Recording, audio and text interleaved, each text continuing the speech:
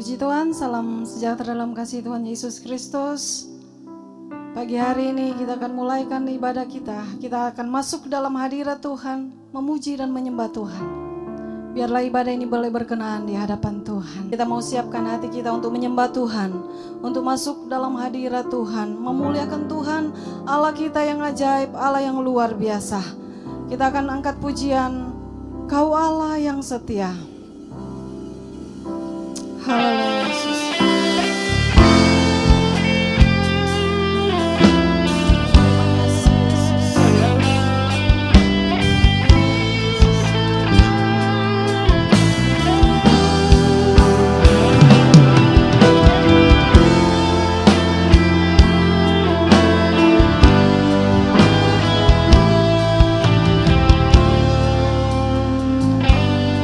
Katakan Kau Allah yang setia.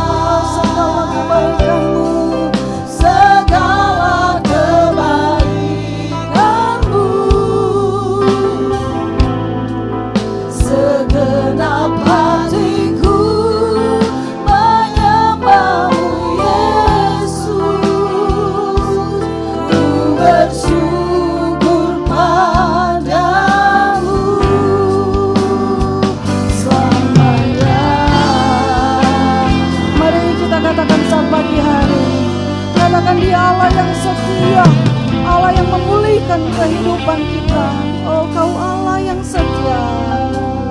Amin Yesus. Kau Allah yang setia, Bapa yang mulia, kasih-Mu besar Tuhan. Kau pulihkan hidupku, Kau pulihkan hidupku.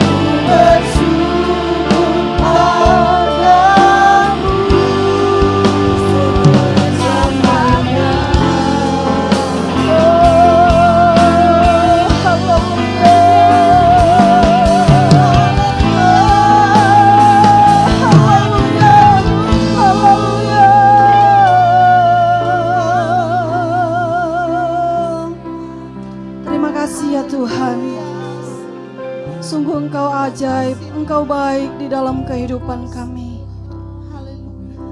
Dengan apa kami membalas segala kebaikan-Mu ya Tuhan? Selain kami hanya boleh datang memuji dan menyembah Engkau ya Bapa. Mari ya Bapa, saat pagi hari ini kami rindu kami boleh menyenangkan hati-Mu lewat pujian penyembahan kami. Layakan kami, kuduskan kami ya Tuhan. Biarlah ibadah-Mu ini boleh menjadi ibadah yang berkenan di hadapan Tuhan. Kami mau serahkan ibadah pada pagi hari ini ke dalam tangan kuasa-Mu. Dari awal pertengahan sampai pada akhirnya, kami minta kuasa Roh Allah turun di tengah-tengahnya Tuhan. Dan kami boleh melihat kuasa Allah dinyatakan di tengah-tengah ibadah saat pagi hari ini. Terima kasih ya Tuhan. Pimpin kami semua, hamba-hamba-Mu yang akan melayani pekerjaan-Mu, yang memimpin pujian, yang singgar Tuhan, memainkan musik, bahkan hamba-Mu yang akan menyampaikan kebenaran firman-Mu. Biarlah kami semua ada di dalam kuasa dan urapan Allah, sehingga pelayanan kami boleh mendatangkan berkat dan nama Tuhan boleh dipuji, dipermuliakan. Terima kasih ya Tuhan.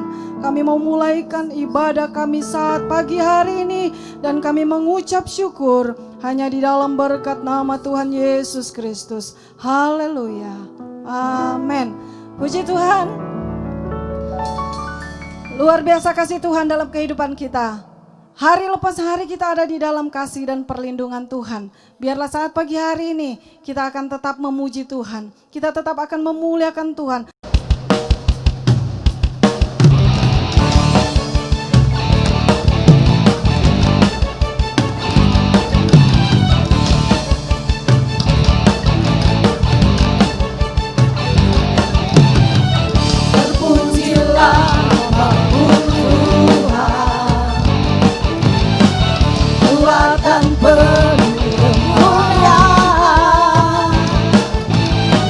Satu suara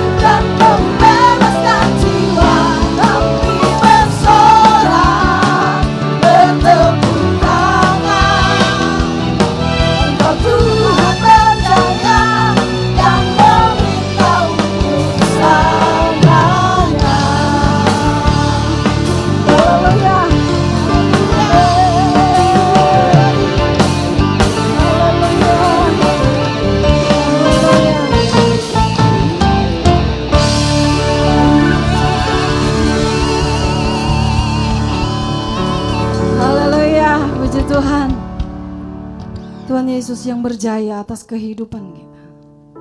Tiba saatnya kita akan mendengarkan kebenaran firman Tuhan. Mari kita mau siapkan hati kita. Kita masuk di dalam hadirat Tuhan. Mari kita minta Tuhan selidiki hatiku, agar kita ditemukan oleh Tuhan tetap setia untuk selama-lamanya. Katakan, selidiki aku ya Tuhan.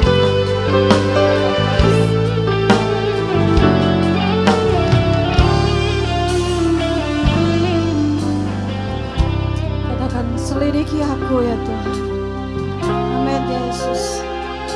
Selidiki aku, lihat hatiku, apakah ku sungguh mengasihimu, Yesus, Kau yang Maha Tahu dan menilai hidupku, tak ada yang tersembunyi bagimu. Sekali lagi katakan, selidiki aku,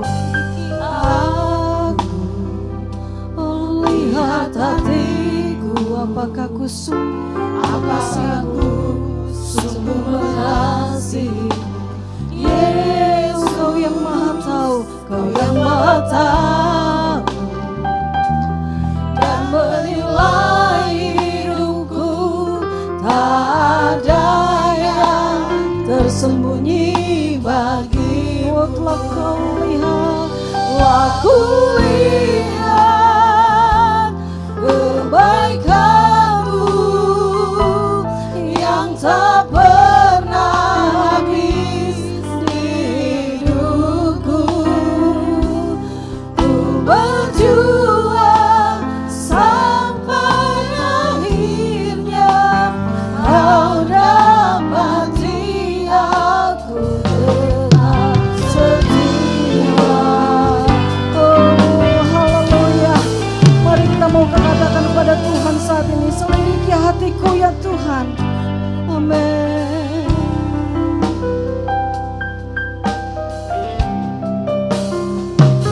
Selidiki aku, lihat hatiku, apakah ku sungguh mengasihimu, Yesus, Kau yang Maha Tahu dan menilai hidupku, tak ada yang tersembunyi bagimu. Telah Ku lihat kebaikan-Mu yang tak pernah habis di hidupku. Ku berjuang sampai akhirnya Kau dapati aku tetap setia. Haleluya. Haleluya. Saat pagi hari ini, mari buka hati kita. Izinkan Tuhan masuk dan berkarya di dalamnya. Izinkan Dia menyelidiki setiap isi hati kita, kesungguhan kita di dalam melayani dan mengiring Tuhan. Dia yang tahu, dan Dia ingin mengerjakan sesuatu yang ajaib dan luar biasa bagi kita, untuk kita mendapatkan bahwa kehidupan kita sungguh berkenan di hadapan Tuhan. Layakan kami ya Tuhan, mampukan kami ya Tuhan menjalani hari-hari kami di tengah-tengah kesulitan hidup, di tengah-tengah perkara masalah yang kami hadapi. Kami tahu Engkau yang mengerti sampai kedalaman isi hati kami. Mari katakan sekali lagi, selidiki aku ya Tuhan. Amin ya Yesus. Selidiki aku, lihat hatiku, apakah aku sungguh mengasihi, Yesus, Kau yang Maha Tahu dan menilai hidupku,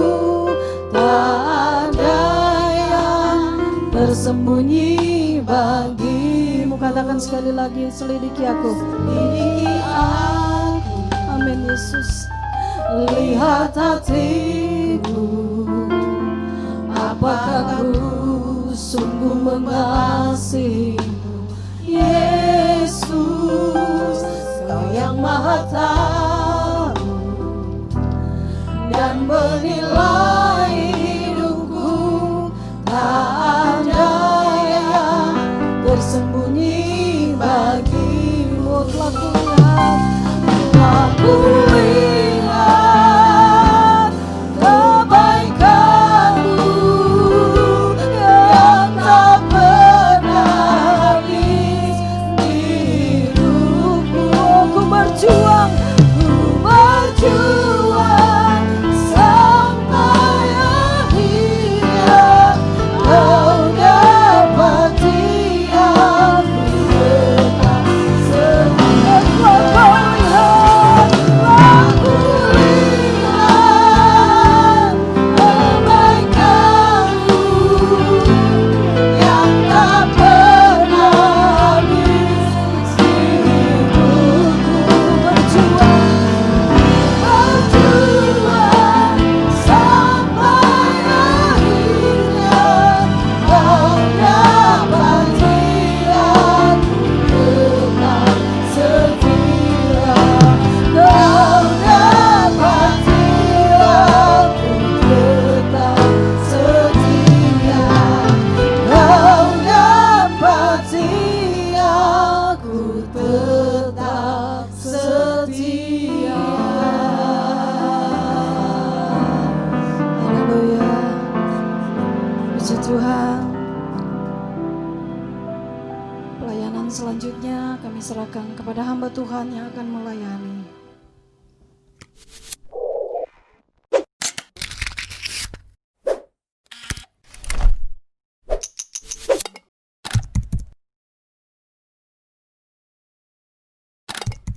Selamat kita jumpa dalam kasih Tuhan, dalam motivasi rohani untuk ibadah sepanjang minggu ini. Firman Allah terambil dari Matius 11 ayat 28. Marilah kepadaku semua yang letih lesu dan berbeban berat, aku akan memberikan kelegaan kepadamu.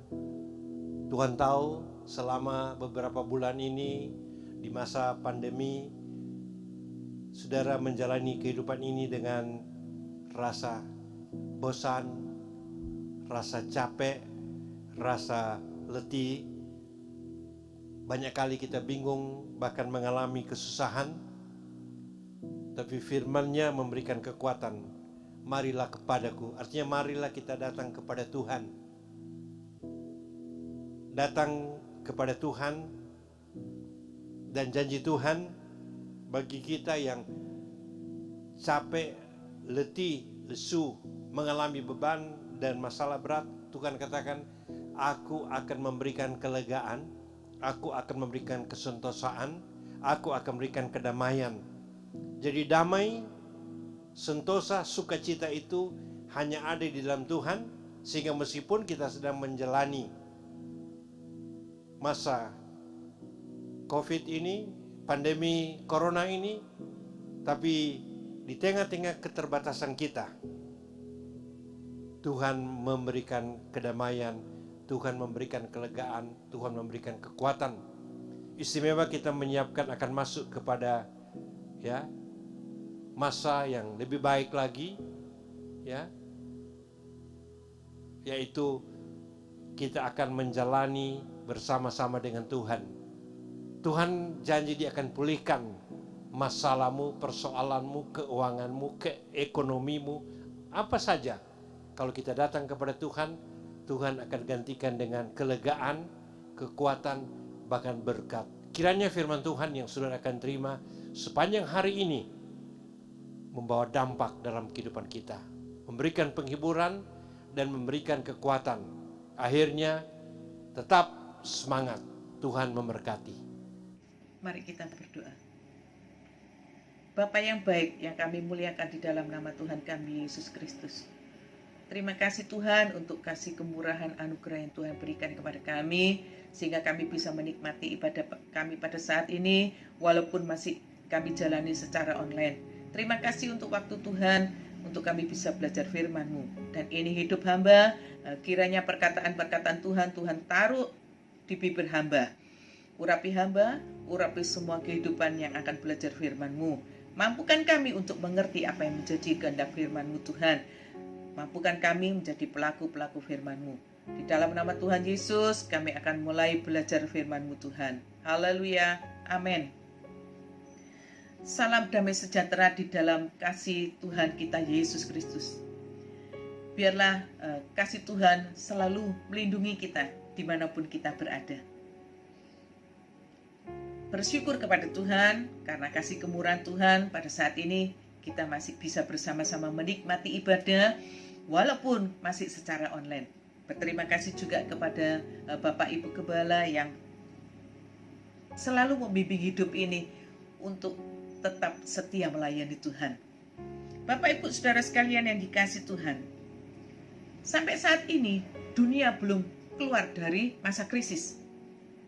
Diawali dengan krisis kesehatan pandemi COVID-19 yang mempengaruhi sektor ekonomi hingga sampai saat ini menjadi krisis kehidupan manusia secara global di seluruh dunia.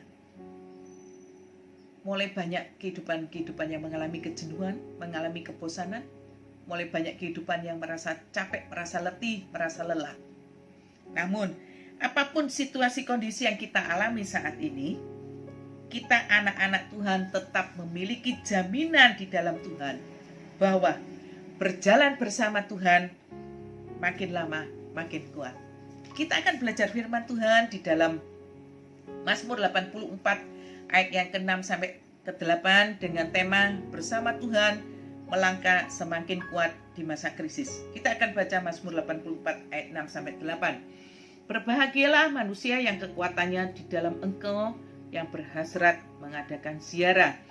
Apabila melintasi lembah baka, mereka membuatnya menjadi tempat yang bermata air, bahkan hujan pada awal musim menyelubunginya dengan berkat.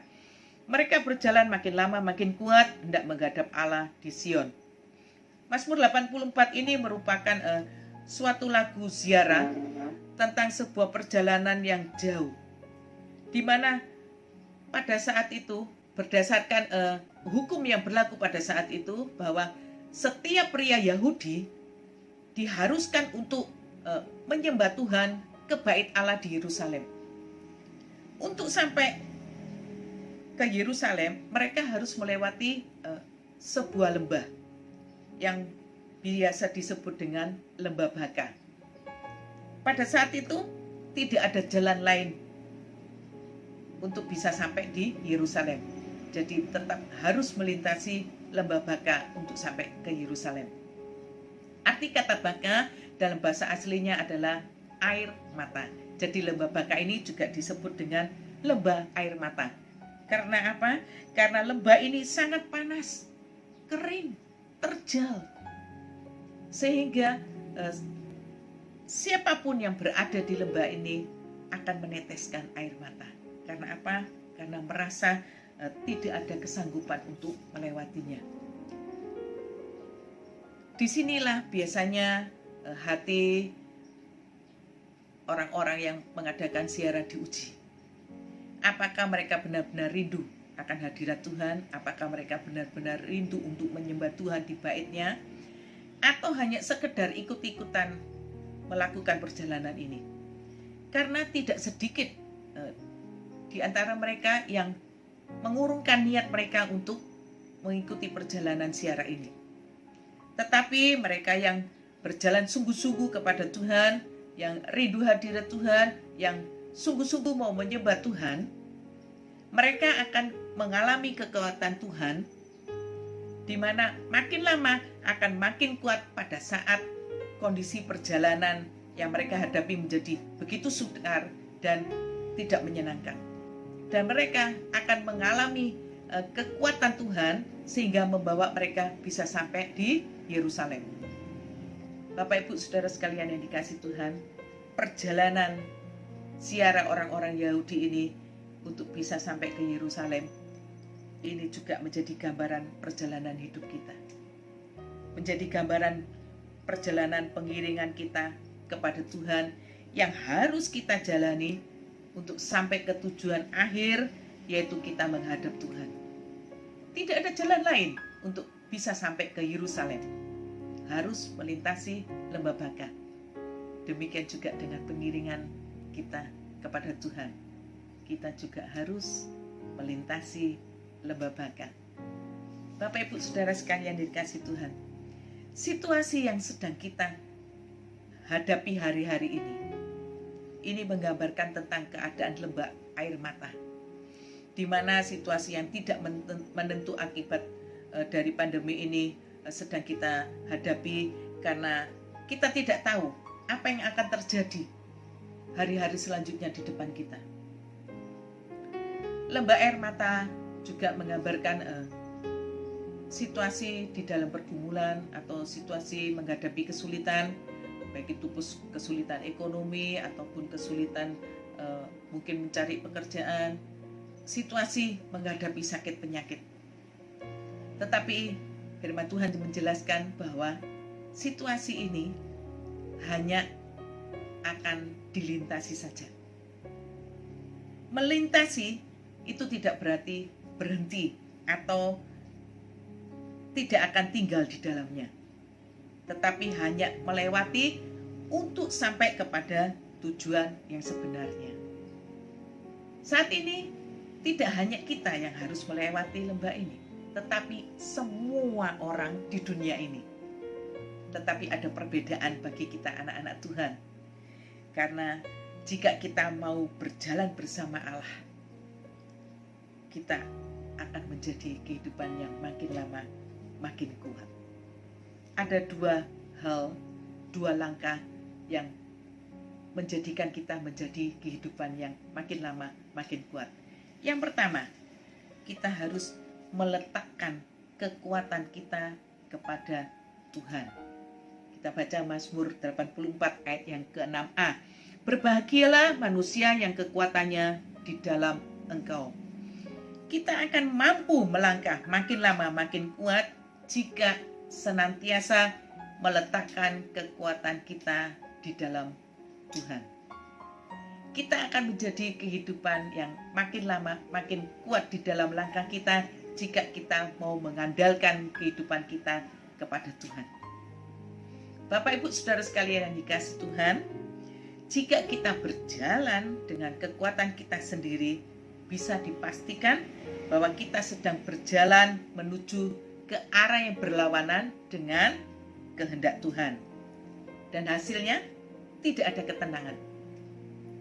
Karena seorang yang mengandalkan kekuatannya sendiri, pasti hatinya dilingkupi dengan rasa khawatir, rasa cemas,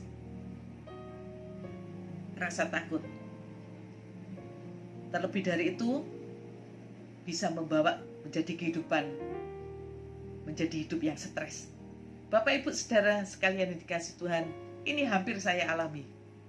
Tetapi bersyukur kepada Tuhan, kita mempunyai Bapak rohani yang peduli kepada anak-anak rohaninya. Saat saya menerima telepon untuk menerima tugas ini, saya bilang sama Bapak Gembala, "Om, saya stres." Bapak Gembala bilang, "Jangan stres. Kalau stres bagaimana nanti suaminya?" Bersyukur kepada Tuhan, Tuhan mengingatkan hidup ini. Bapak Ibu Saudara sekalian yang dikasihi Tuhan, banyak orang yang gagal di dalam pengiringannya kepada Tuhan.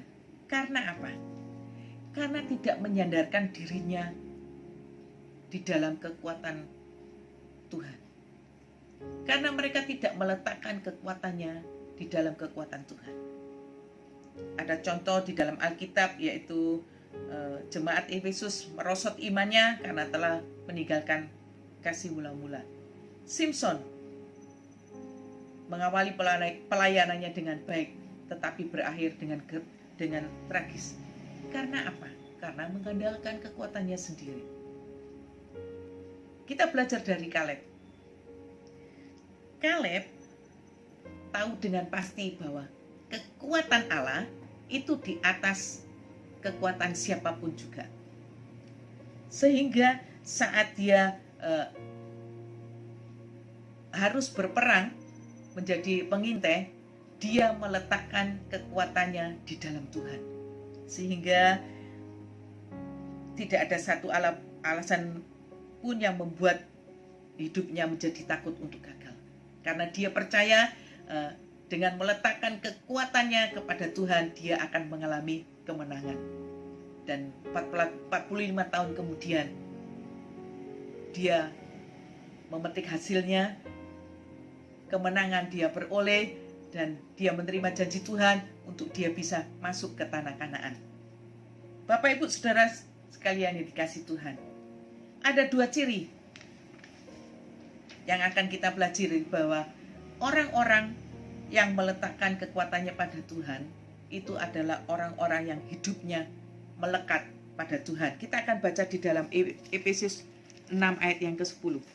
Akhirnya hendaklah kamu kuat di dalam Tuhan, di dalam kekuatan kuasanya.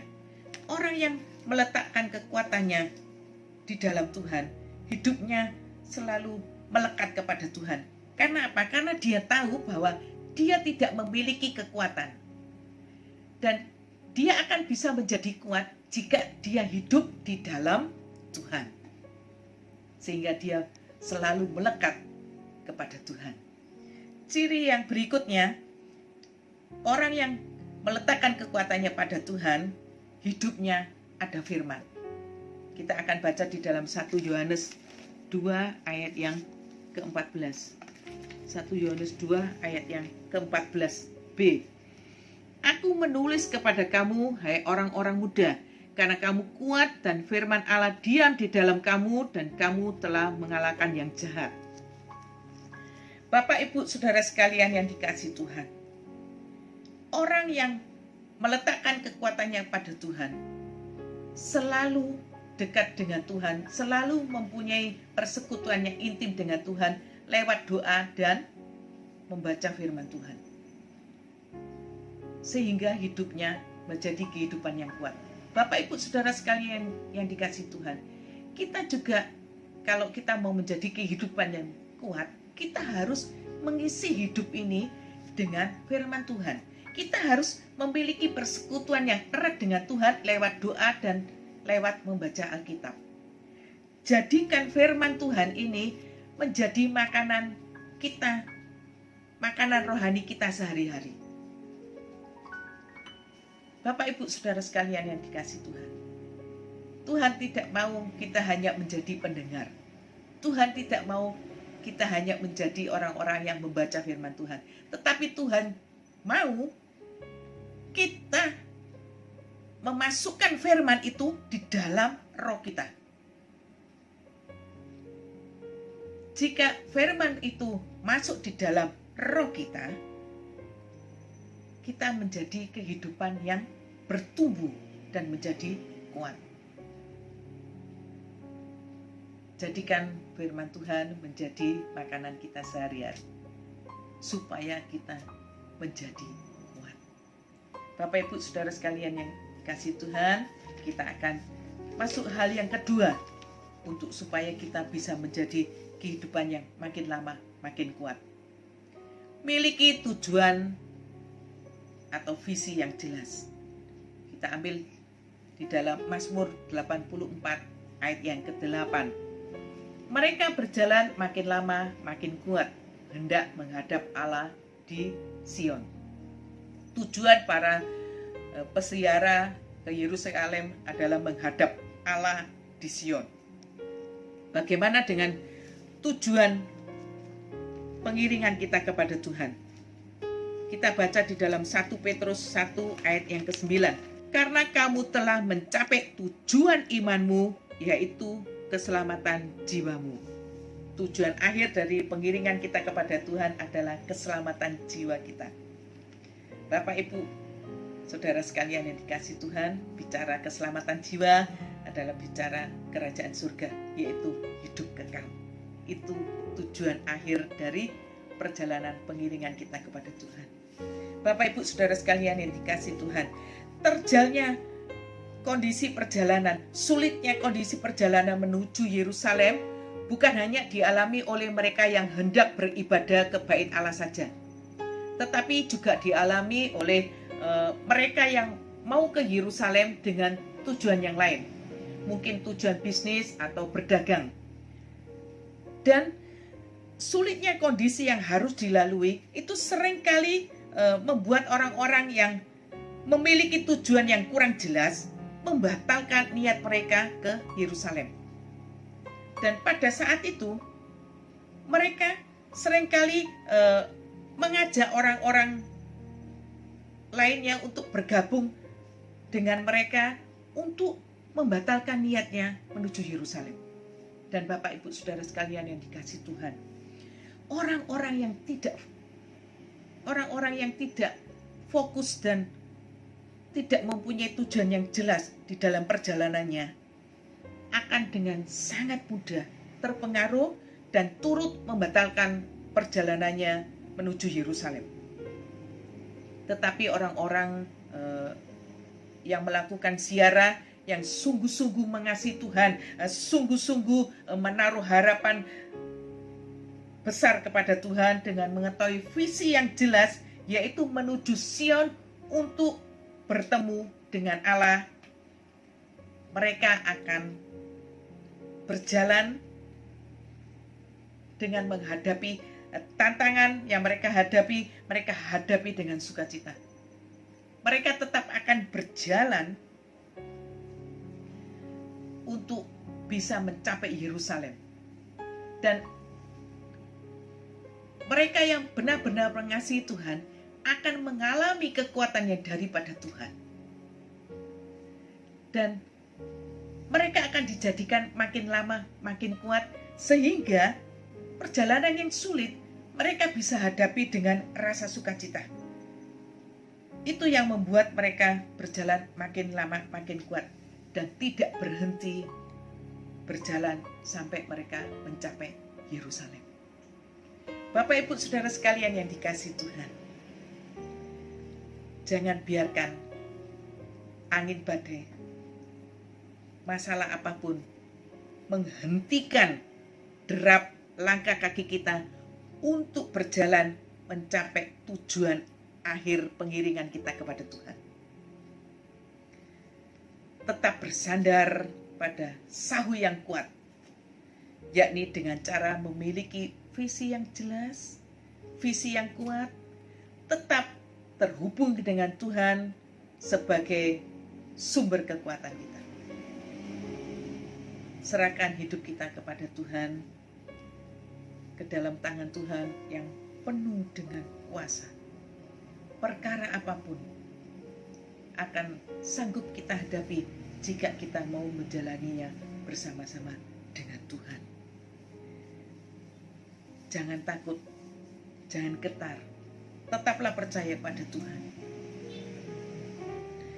Mazmur 84 ditutup dengan ayat yang ke-13 yang berbunyi, berbahagialah manusia yang percaya kepada Tuhan. Bapak Ibu Saudara sekalian yang dikasihi Tuhan, percaya jika kita berjalan bersama-sama dengan Tuhan, Tuhan pasti akan memampukan kita melintasi lembah air mata. Tuhan akan menjadikan kita menjadi kehidupan yang makin lama makin kuat. Terus melekat kepada Tuhan, melangkah bersama dengan Tuhan. Tuhan akan selalu memperbarui kekuatan di dalam kehidupan kita. Bapak Ibu yang dikasihi Tuhan, tetap percaya kepada Tuhan. Ada pengharapan yang luar biasa yang Tuhan sudah sediakan untuk kita semua. Jangan berhenti berjalan. Bersama Tuhan kita akan melintasi lembah air mata. Bapak Ibu Saudara sekalian dikasihi Tuhan, dengan kekuatan yang dari Tuhan, kita akan masuki new normal. Tetap jaga kesehatan, tetap patuhi apa yang menjadi peraturan-peraturan pemerintah, sebagaimana kita mematuhi apa yang menjadi perintah dan kehendak Tuhan. Terima kasih, Tuhan Yesus memberkati kita semua. Kita akan sama-sama berdoa. Haleluya. Kembali kami bersyukur kepadamu Bapa yang baik, yang kami puja di dalam nama Tuhan kami Yesus Kristus. Berjalan bersamamu sungguh adalah hal yang paling indah dalam kehidupan kami. Karena kami tahu Tuhan, berjalan bersama-sama dengan Tuhan, masalah dan tantangan boleh ada, namun bersama dengan Tuhan kami mampu melewati semuanya. Terima kasih Tuhan, terima kasih untuk firman-Mu, terima kasih untuk berkat damai sejahtera, sukacita yang Tuhan sudah berikan kepada kami. Kami percaya Tuhan memberkati kami semua yang sudah bersama-sama belajar firman-Mu Tuhan. Terima kasih Tuhan. Kami akhiri doa kami hanya di dalam nama Tuhan kami Yesus Kristus. Haleluya. Amin.